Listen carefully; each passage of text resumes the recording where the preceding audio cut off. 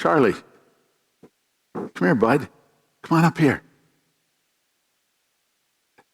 We had a number of booths in the Coleman Hall, and come on over here, bud. Oh, get you over here.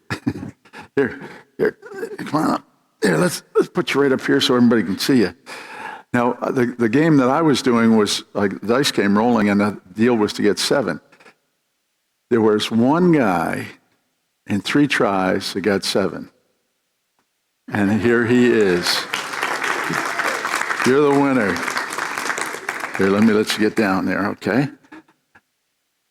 I think he likes it up here. Okay, well, Dad's going to rescue him here, I guess. Anyhow, in John chapter 8, Jesus said, I am the light of the world. In chapter 9 of John, he said, as long as I'm in the world, I'm the light of the world.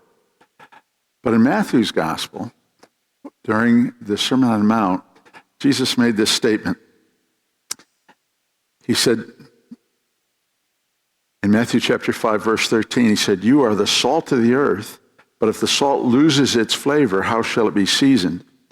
It is then good for nothing but to be thrown out and trampled underfoot. And salt's a very interesting thing. The folks who comment on these and write commentaries on this have debated this back and forth. What was the effect of salt? Because on the one hand, we use salt in a couple of different ways. If you like hams are brined, and it takes a while. There's a special recipe for the brine, which includes not only salt, but sugar and curing salt and pickling salt. But also, the process requires for every 2 pounds a day of brining, of curing. They set the ham in a brine of salt water, and if it's a 20-pound ham, it's going to take 10 days to cure that ham. Now today it's much faster because they put it in the brine, but then they put it under pressure, and it just forces the brine right into the very depths of that ham. And salt has a couple of purposes here. Because on the one hand, when we think about salt, we think about preserving salt. Do you guys all like salt? You like salt? Yeah? Okay. You like salt? Okay. All right. Now there's some things we don't even think about, but without salt, what would it be? Because on the one hand, the commentators argue it's about preserving, but then it's also about seasoning, because salt does a couple of things. It does preserve, but it also brings up the flavor in some things. Now, you're familiar with this, I'm sure. Imagine potato chips with no salt. Not very good, do you think? Come here, Noah.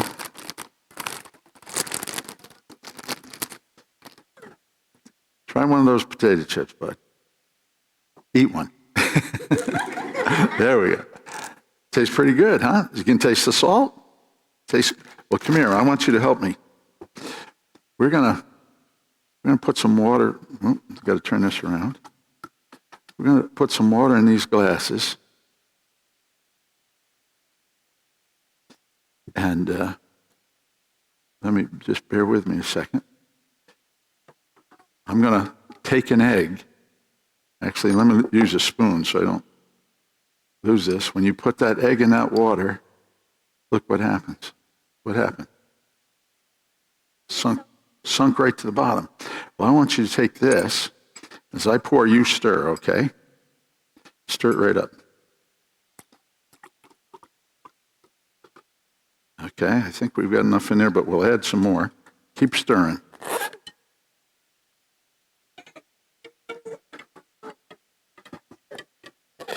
Now, watch this. With that salt, what happens? It didn't sink, did it? What a difference salt makes.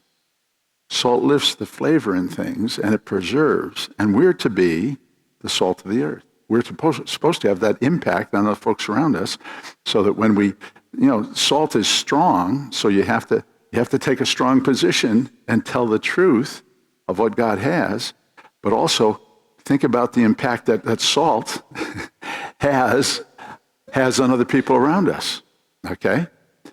You know, if you ever notice, folks, if you make a decision and you're going to do the right thing, how oftentimes folks will follow you because they know it's the right thing. Well, he also said something else. He said, I was the light of the world, but he said, you're the light of the world. He was going to be the light of the world as long as he was in the world, but what happened? He left the world, didn't he? So now he wants us to be the light of the world. So I'm going to come on over on this side, buddy. Now, we have 2 candles here. Do you know who they are? Pardon? No? Because we're the light of the world. One is the dad and one is the lad. Which one's the dad? Oh, is that the dad? No, that's not the dad.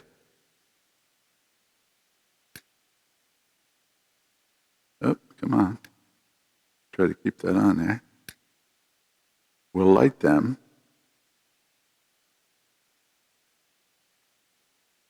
Okay, there we go. Now here's the deal. Think about this. This is really the lad. You know why he's the lad? Because he has a lot more years to burn for Jesus and to be light of the world. The dad, he's been burning for a long time. The dad and the lad, think about that. Now I'm 72. How old are you? 8. That's you right there. That's you. Look at all the years you got left to burn for Jesus. And you're supposed to be the light of the world. When my candle burns out, you're going to be it. So you want to make sure you have a lot more lads, okay? The principle is very simple. We only have a certain period of time that we can glow for Jesus and hit light in a dark world. And this lad is this candle. He's got a lot of years left, Lord willing. And we need to shine for Jesus. We're to be salt and light in the earth. Yeah, you with me now? Okay. We hope that this really sinks in because you're going to have some chips in a little while with your tube steak. You know what tube steak is? Tube steak? It's a hot dog. It's in a tube. Okay? Tube steak. He's learned all kinds of things today. Anyway, and you'll have some chips or some Doritos or whatever they have, but all of that stuff has salt in it, and it's going to make it taste better. The salt keeps us afloat in a sinful world, raises the flavor of grace, and in Colossians, Paul said, let your speech always be with grace, seasoned with salt, that you may know how you ought to answer each one. So we'd like you to be light and salty, okay? All right? I'm going to let you go. We're almost out of time, and we've got to sing one more song. So I'm going to ask you to turn in your hymnal